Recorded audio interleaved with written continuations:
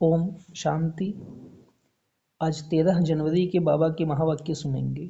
मीठे बच्चे, मनुष्य शरीर की उन्नति का प्रबंध रचते, आत्मा की उन्नति व चढ़ती का साधन बाप ही बतलाते हैं। यह बाप की ही रिस्पॉन्सिबिलिटी है।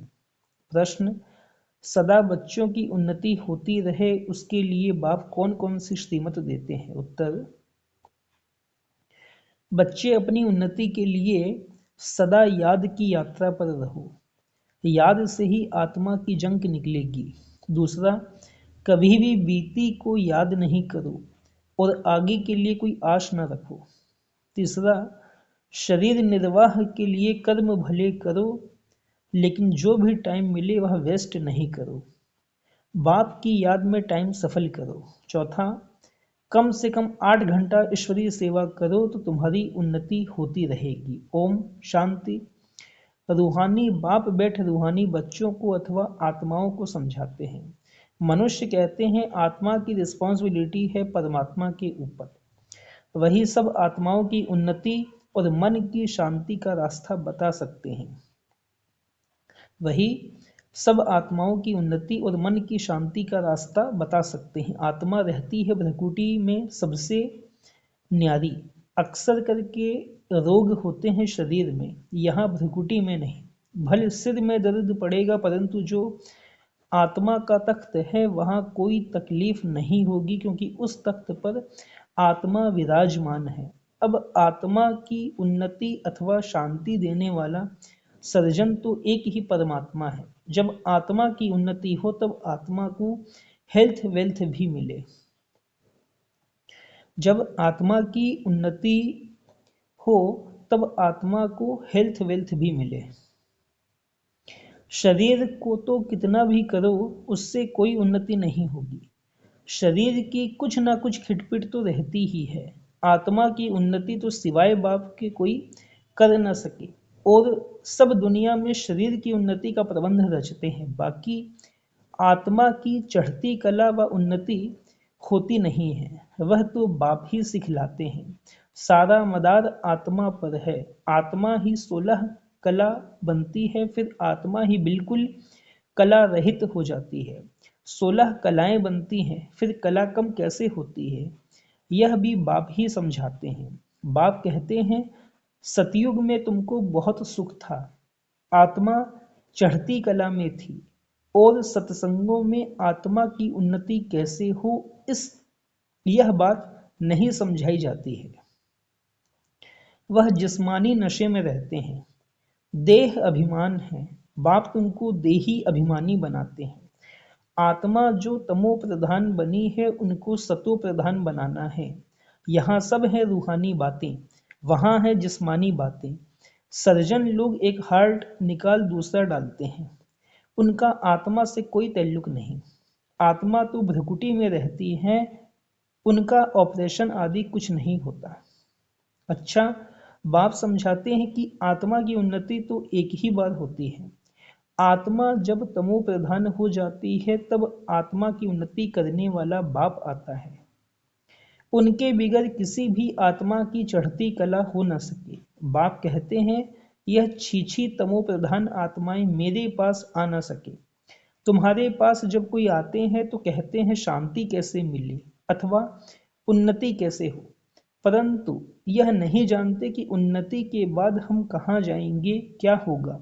पुकारते हैं पतित से पावन बनाओ, जीवन मुक्ति धाम में ले जाओ, तो आत्माओं को ही ले जाएंगे ना। शरीर तो यहाँ खत्म हो जाएंगे, परंतु यह बातें किसकी बुद्धि में नहीं है। यह है ईश्वरीय मत, बाकी वह सब है मानव मत।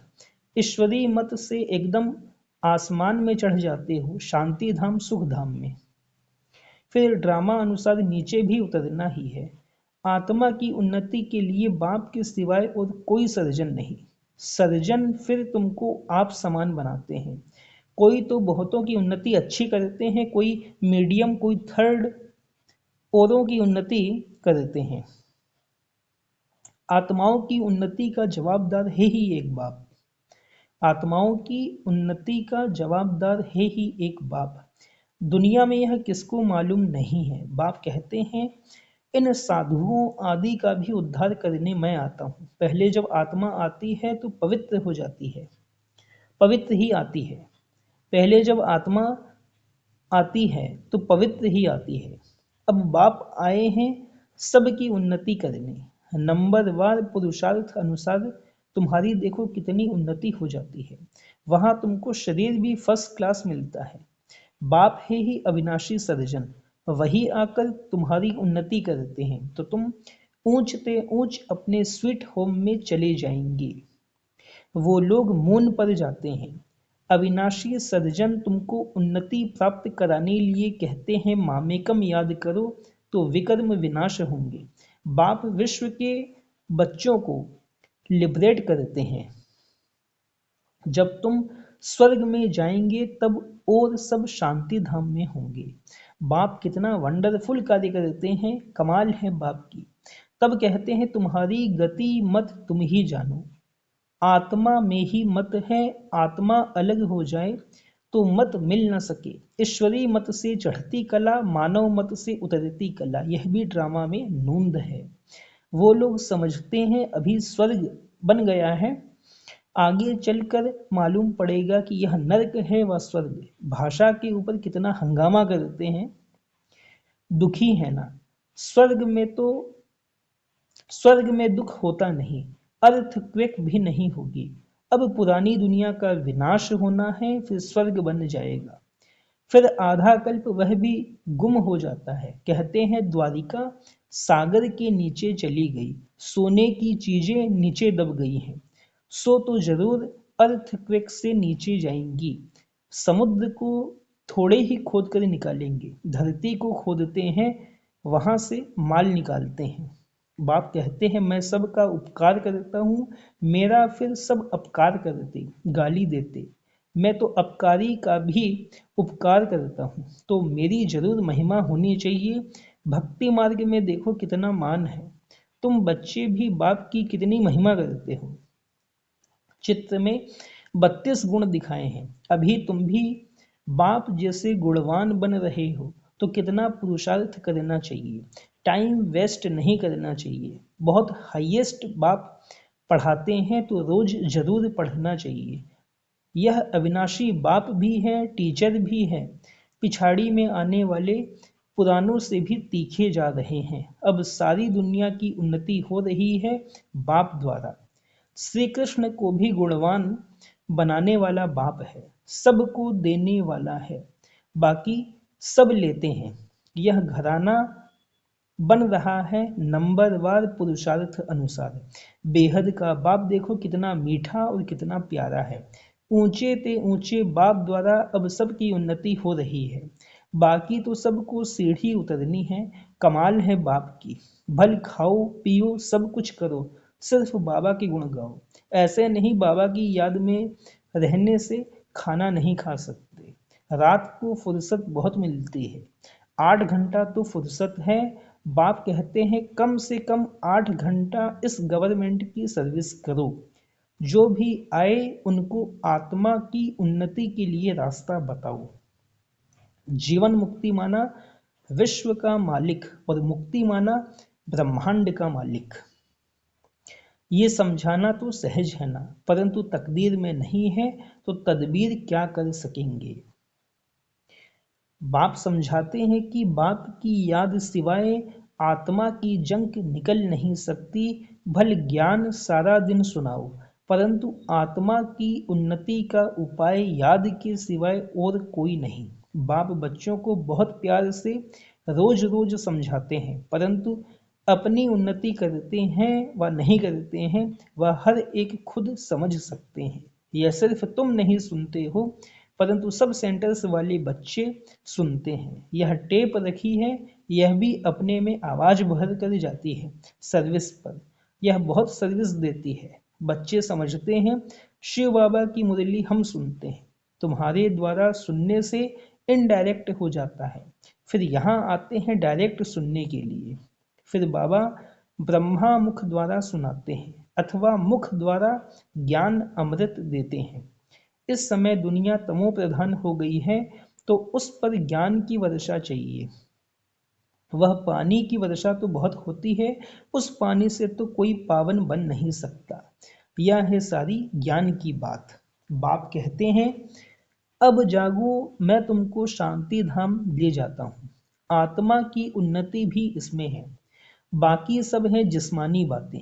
रूहानी बातें सिर्फ तुम ही सुनते हो। पदम पति भाग्यशाली सिर्फ तुम ही बनते हो। बाप है गरीब निवाज, गरीब ही सुनते हैं। तब बाप कहते हैं, अहिल्याओं गणिकाओं को भी समझाओ। सतयुग में ऐसी बातें नहीं होती।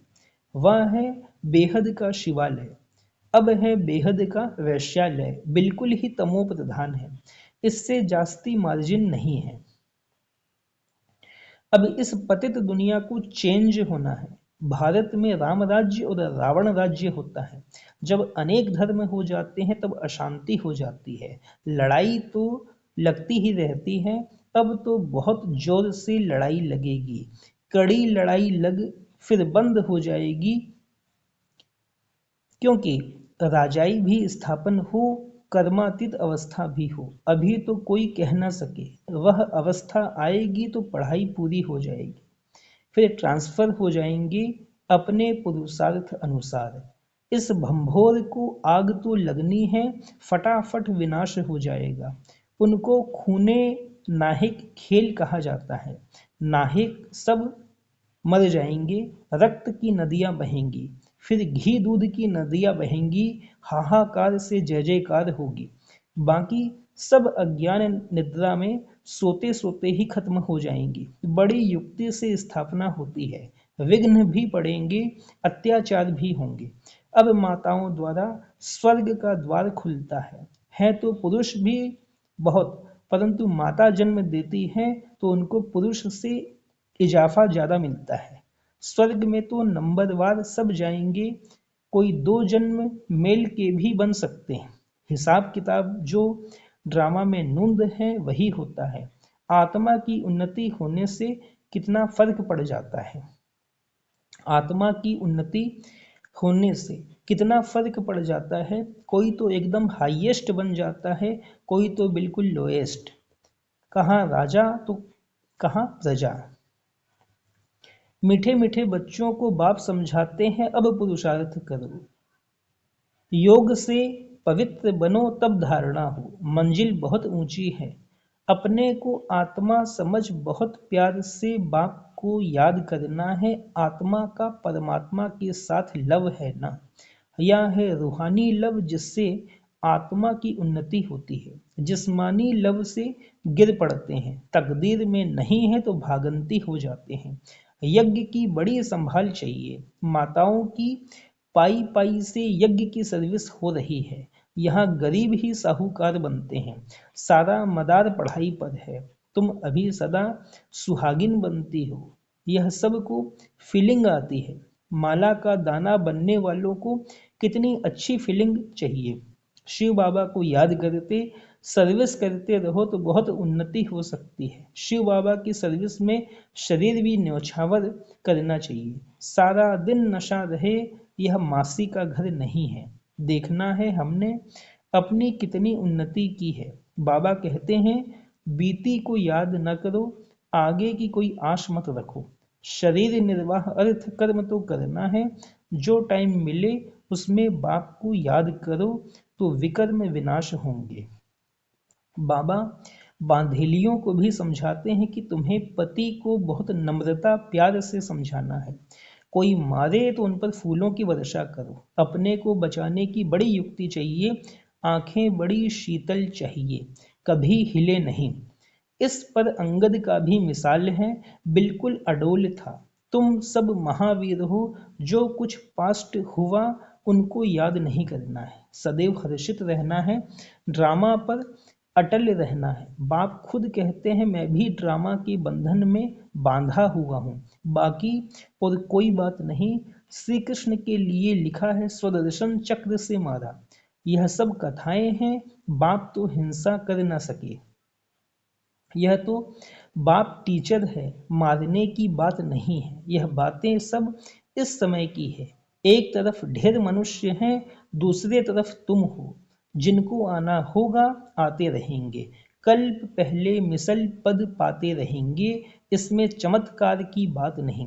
बाप रहम दिल है, दुख हरता सुख करता है, फिर दुख कैसे देंगे। अच्छा, मीठे मीठे सिकिलधे बच्चों प्रति माता पिता बाप दादा का याद प्यार और गुड मॉर्निंग। रूहानी बाप की रूहानी बच्चों को नमस्ते। रूहानी हम बच्चों की रूहानी माता पिता बाबा को भी पदम गुणा पदम गुणा पदम गुणा याद प्यार, गुड मॉर्निंग और नमस्ते नमस्ते नमस्ते। धारणा के लिए मुख्य साथ पहली पॉइंट है, कम से कम 8 घंटा ईश्वरीय गवर्नमेंट की सर्विस कर अपना टाइम सफल करना है, बाप जैसा गुणवान बनना है। दूसरा, जो बीता उसे याद नहीं करना है, बीती को बीती कर सदैव हर्षित रहना है, ड्रामा पर अडोल रहना है। वरदान, संकल्प, बोल और कर्म के व्यर्थ को समर्थ में परिवर्तन करने वाले होली हंस भव। संकल्प, बोल और कर्म के व्यर्थ को समर्थ में परिवर्तन करने वाले होली हंस भव। होली हंस का अर्थ है संकल्प, बोल और कर्म के व्यर्थ को समर्थ में परिवर्तन करने वाले, क्योंकि व्यर्थ जैसे पत्थर होता है, पत्थर की वैल्यू नहीं रत्न की वैल्यू होती है।